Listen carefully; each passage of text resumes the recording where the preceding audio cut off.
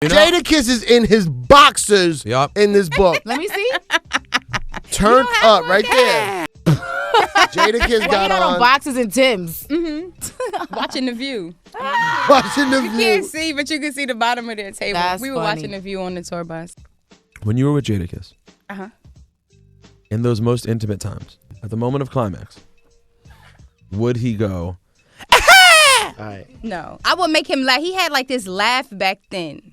I can't do it, but he used to do this like funny laugh, and I would ask him to do it all the time. It would make him blush. but not during sex? No. See, Kiss and I were together when I was in college. So we were young. You know, they only had We'll Always Love Big Papa out. You know, there was no Locks like popping. It wasn't that progressed into the relationship as things went along. You know, we did the No Way Out tour. That was when they really blew. You know, the Money, Power, Respect album came out. They put out the Jiggy record with that video with the shiny suits. And baseball suits and all that. Well, no, the baseball suits was Benjamin's. They had the shiny suits on from the Jiggy. That came out. Then Money, Power, Respect came out with X and Kim, which is what put them on the map. And then at that point, his head got swollen, and he was like, "I'm Jadakiss now. I'm not."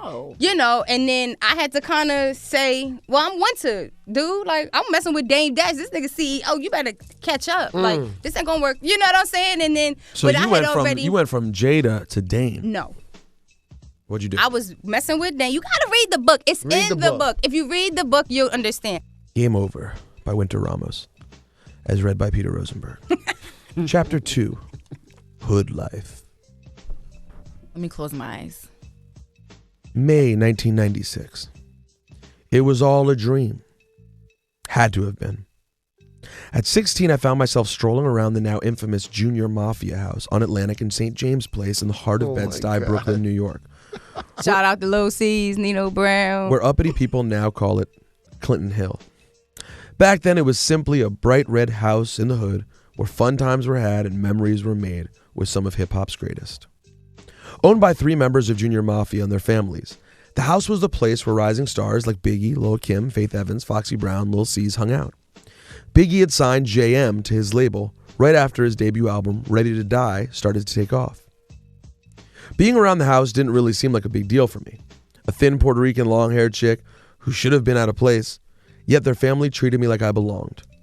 There were no security guards, big bags of money, or plastic surgeries going on. Biggie was the only one who'd blown up slightly, and the others were still striving for even a little taste of success. Everyone was on the come-up, even the house, which desperately needed repairs. Love the detail. Often the guys would hang out on the stoop, spitting raps and kicking it.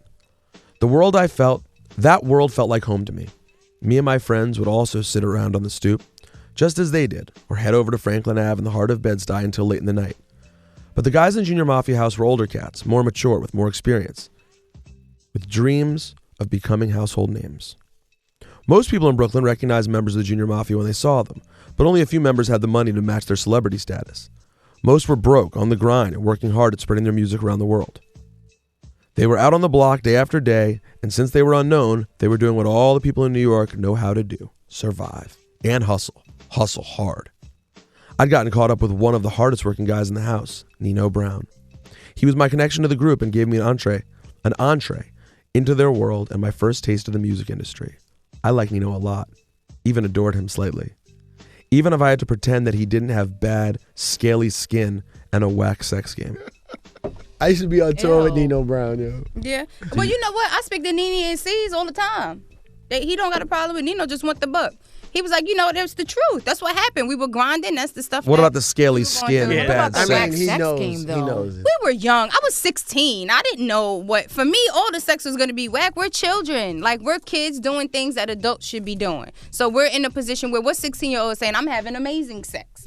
You're lying. You don't even know what the hell amazing sex is. You're 16 years old. She speaks the truth. For me to say, the sex was phenomenal. We were, you're 16 years old. You're a kid. You don't know. You're not experienced enough to know what amazing sex is. So at the end of the day, it's just like, that was how I was feeling at the moment. Like, okay, this is okay. It's sex. It wasn't like, I'm going back for more. Like, I didn't know. I was a kid. He was a kid. We were children. We were sleeping in his mother's house. Like, how could you have amazing sex with him in his mother's house anyway? So at the end of the day, I want everybody to understand. I'm very truthful about the things that I'm not embarrassed.